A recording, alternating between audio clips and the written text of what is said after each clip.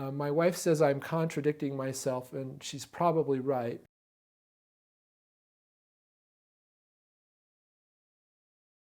Hey Floss Tube, welcome back.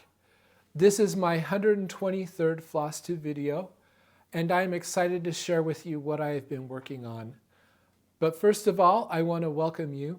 If you are new to my channel, welcome. I hope that you enjoy the things that I have to share with you. And if you are returning, thank you for coming back and watching my videos. I really appreciate it. It's been 2 or 3 weeks since I last recorded. I actually released a video last week. It was my 2023 year in review video. That video was recorded right after Christmas. And right after Christmas, we spent a week in Utah visiting family. And I fully intended to edit that video and release it while we were in Utah. But we had a whole bunch of I had a whole bunch of things happen, and I ended up not having time to do that. And I was only able to get around to editing it last week. So you saw me about a week ago, but that video was actually recorded almost a month ago. So I have 3 projects to share with you. I've worked on 3 projects. I've actually worked on 4, but the 4th project I've only stitched on it for a day, so I don't really think it's worth showing you anything of it. So anyway, I've got 3 projects to share with you, and we'll go from there. Things are going well. Like I said, we spent a week in Utah visiting family and had an enjoyable time doing that. We also went up, made it to Idaho to visit my family, and we had a wonderful time with everybody. We're back in Arizona and back to the normal grind of everyday work. Work has been pretty interesting lately. There's a lot of problems that have come up that we're trying to solve as part of a great big huge project that I have started working on, and so things are going well there. Before we get to showing my projects, first of all, I have one question that somebody asked me since I released my last video. So we'll answer that first.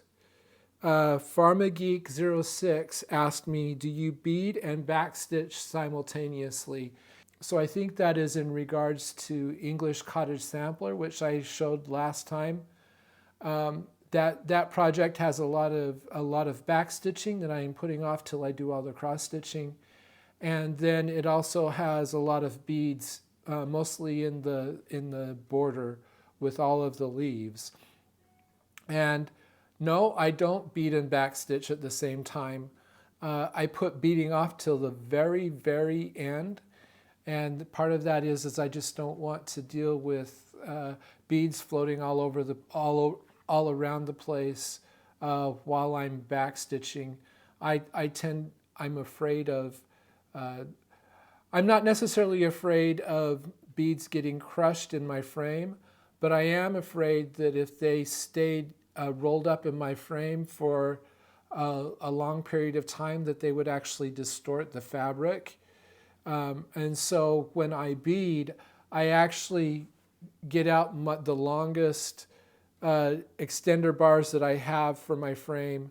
They're about 2 feet long. They're pretty long, so that I can stitch and roll up as little of the project as possible in my frame, because and then even then I keep things really loose just because I don't want the fabric to get distorted.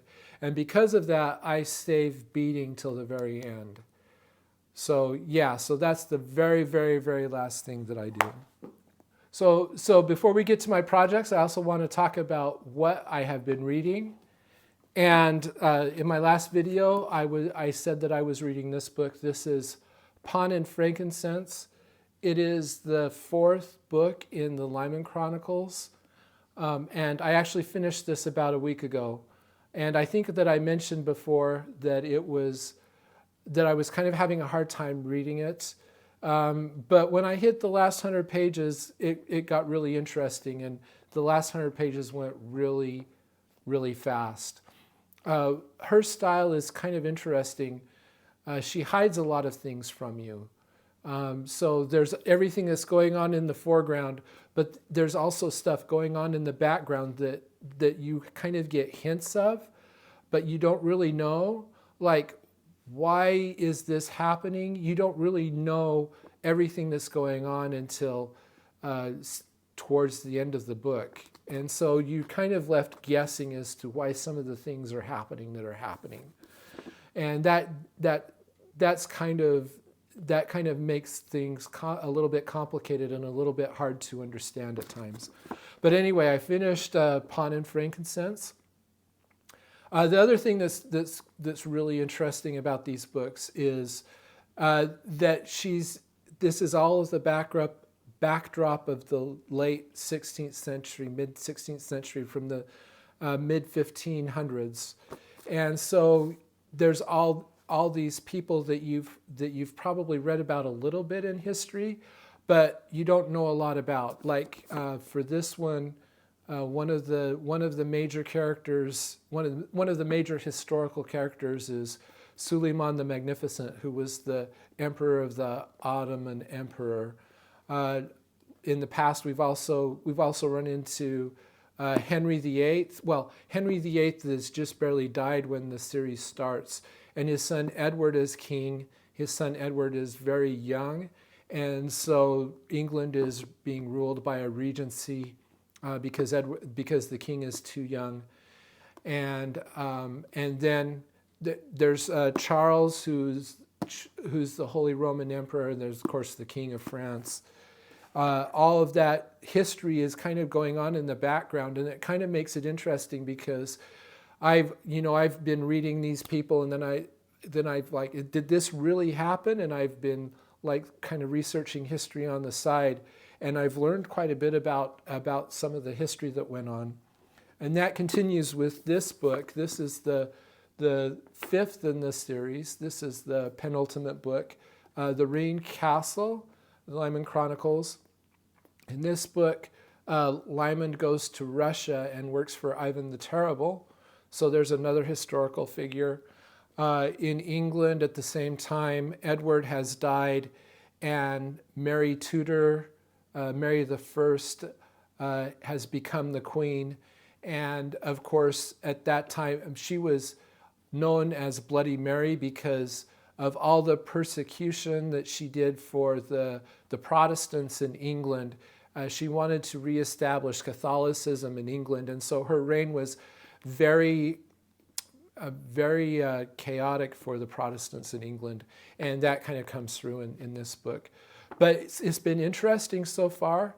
I'm about 100 pages in, and there's been some indication that there's something else in the whole backstory of Lyman's family. And so there's a little that's becoming, it's kind of been hinted at in previous books, and it's kind of coming to the foreground a little bit more. So I think that's interesting, and I'm excited. I'm looking forward to learning more about the backstory of the family. So that's all I'm reading right now. I keep thinking I ought to start something else, but yeah, things are, that's about it. Also, a quick update on my app. Of course, my app that is available in the iOS App Store is Cross Stitch Journal.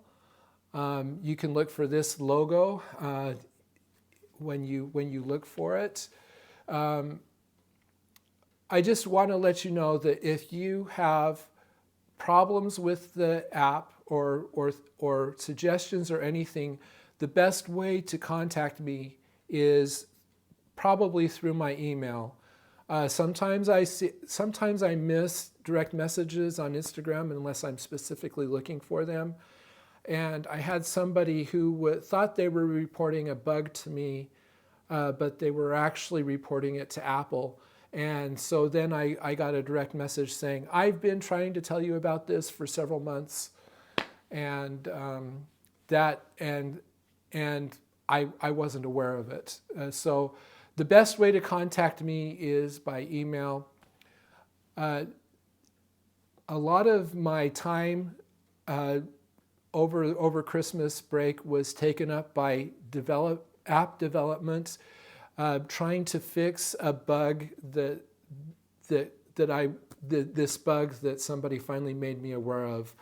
And you may have had some time in the past where you were getting an indication that my app wasn't syncing with iCloud. And I finally figured out that that was my fault.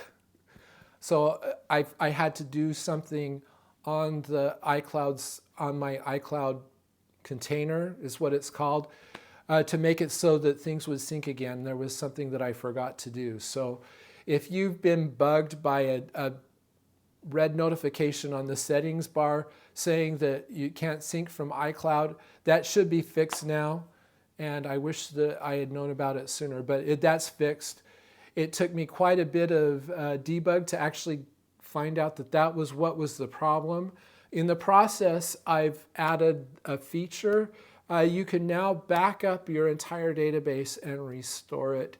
That was to try to fix the problem. It turned out that that was not absolutely necessary, but you've got that now. So data is the data from my app. If you want to pull it down and use it somewhere else, if you want to decode the JSON and all of the files, you can do that now. Just for fun, I guess. So the data that you store is not, I guess it's not confined to my app. If you wanted to use it somewhere else, you would be able to do that with a backup. And you can also restore from a backup into my app now. As part of the whole process of developing that, I found out that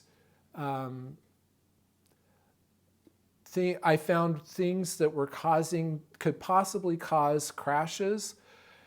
So that is fixed also, and things should be a little bit more robust than they have been in the past. So hopefully you won't have the app crash as much as you might have in the past. I am working on a couple. I have a major release that is coming. It's probably I'm getting really close to getting it to the point where I feel like I can release it. It'll probably be in the next month or so. I'm really excited about the changes that I've made. I really like the way it looks, and I'm really excited to share it with you. So be on the lookout for that.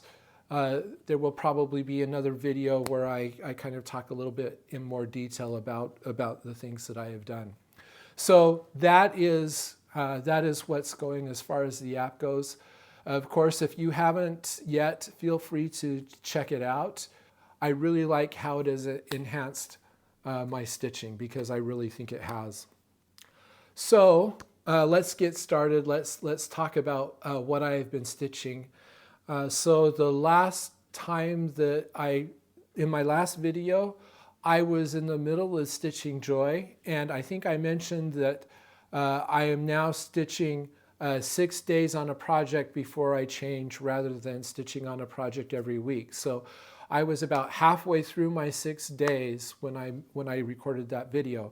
So we'll start off by showing you Joy and what I was able to finish. So this is a design by AuryTM. It is a Quaker design with Mary and Joseph and the baby Jesus in the words for Joy. This is a series of 3 designs. There's one with shepherds and one with wise men also. All 3 designs my family gave to me for a Christmas present a couple of years ago, and I intend to stitch all 3. So I am about halfway through this one. So I'll show you what it looked like the last time you saw it. And I am stitching this on 28 count off-white, antique white Cashel Linen, stitching with the called for DMC. And it's really big. At the time I started it on 28 count because that was when fabric was not readily available and I could easily get 28 count. I'm starting to wonder if I should have stitched it on a higher count, just because this is so big. And that's kind of leading me to a quandary about what I do, what count I stitch the other ones on. And I don't know, I'm kind of considering stitching the others on like 40 count and maybe coming back and stitching this on 40 count. But that's something in the future some decision that I have to make. Anyway, this is what it looks like now. I don't know that it has changed a lot since you last saw it. I think that when I showed it to you before, I had finished the Y and Joseph. So since then, I was able to stitch this motif here. And yeah, so I really like that motif. There's another motif right here that needs to be stitched. And then I can scroll down and stitch all of the motifs that go along the bottom of the design. So it is really quite close to being finished. And I really like how this is turning out. It's really pretty. So I'll give you a little bit closer look at the center of the design. It just felt really good to have this to finish this. It feels like it's more complete. So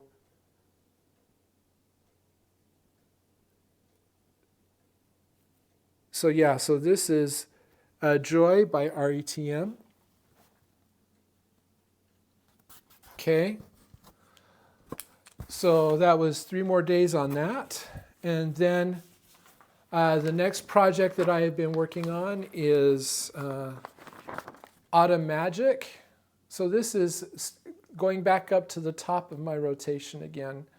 Autum Magic. This is a design by, well, the artwork is by Randal Spangler, and it was charted by Heaven and Earth Designs. And it's a house in an autumn setting. As you know, if you've been watching, this has been on hiatus for 2 or 3 years. I didn't work on it. I've pulled it back out, and I'm glad that I have, because I'm really enjoying stitching it again. So I'll show you what it looked like the last time you saw it. And this is being stitched on 25 count Antique White Lugana, stitching 1 over 1, one strand of thread, 1 strand of floss over 1 fabric thread, stitching with the called for colors because I don't know how you would stitch with anything else. And I actually reached a milestone this time. So this is what it looks like now.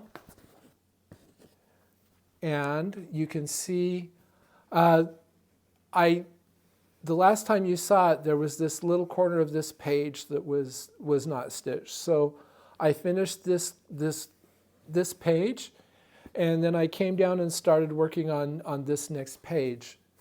So this is really cool. I really like this. Seeing this all complete is really nice.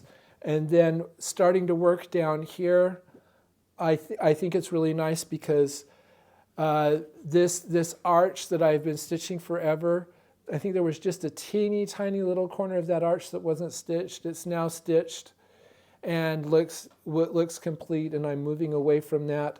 I also finished this tree right here. That tree is now complete, and we're working like this is like the porch railing right here that I'm stitching, but we're starting to get, we're going to get into windows and get more down into this column that's at the corner of the porch. So yeah, it feels like it's really exciting to see this start to take place, I've been looking forward to actually stitching this and see it take shape. Really confetti heavy right here. So this really felt like it took a long time for the amount of stitches that I was able to make. So I did just a corner. I can't remember. I think I've done a corner and a diagonal, and I've started the next diagonal up here. So the next time that I stitch this, we'll start to see the next window over. So I'll give you a little bit closer look at that corner so that you can see it.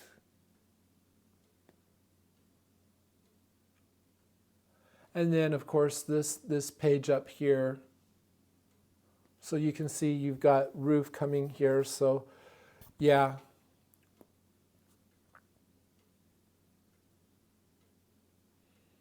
So yeah, this is really starting to take shape, and I'm looking forward to see more of it.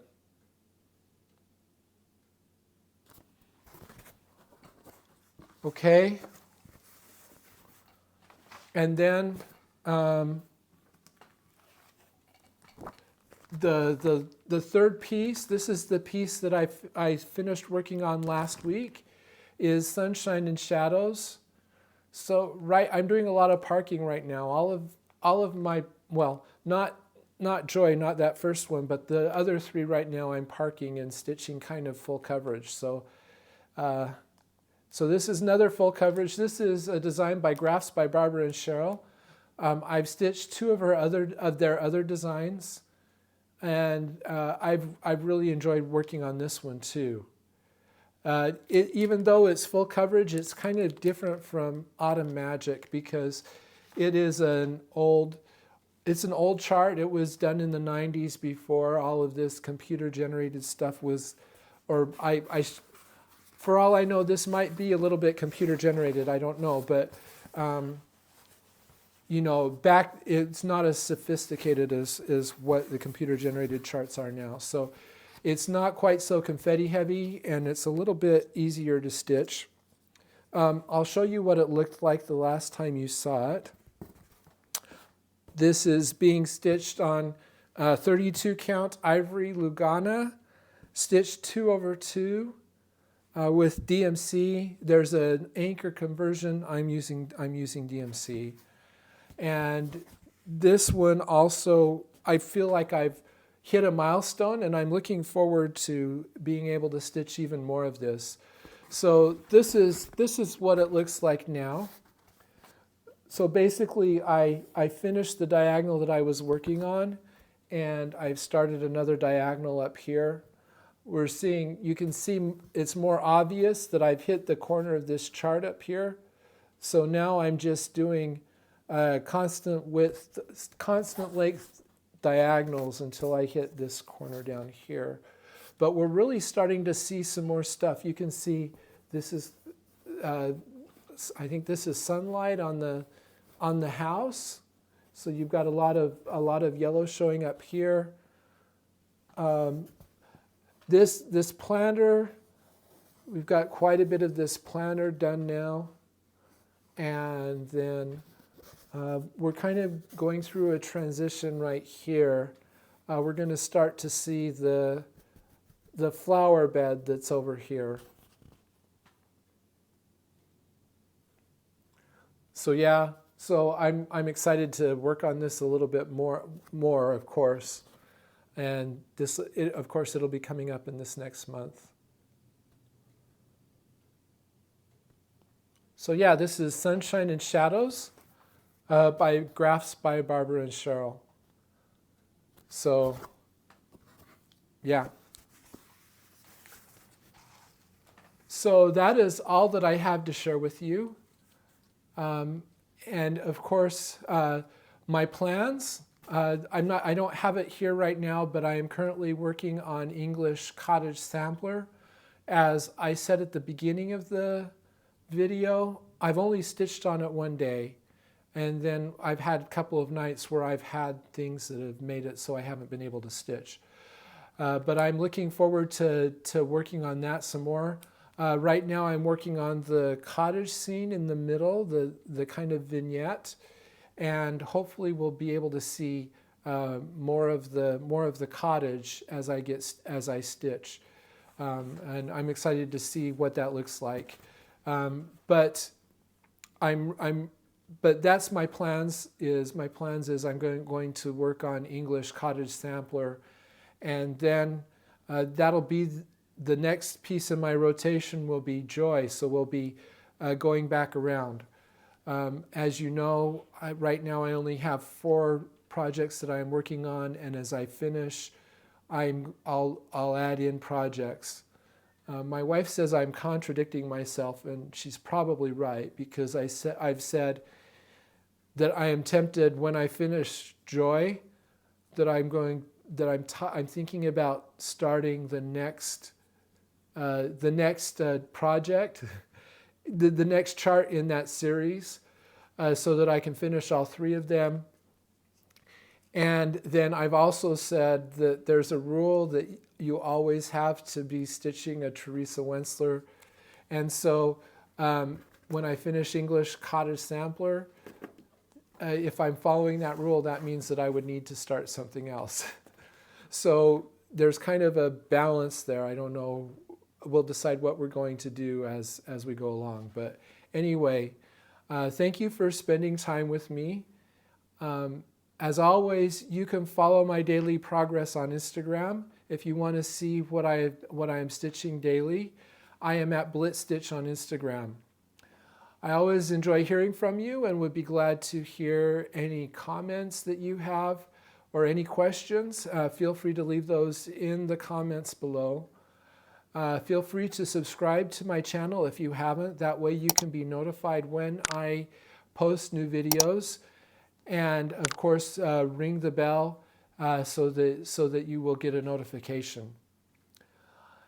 As always, I hope that you have a great month, and we will talk to you later. Goodbye.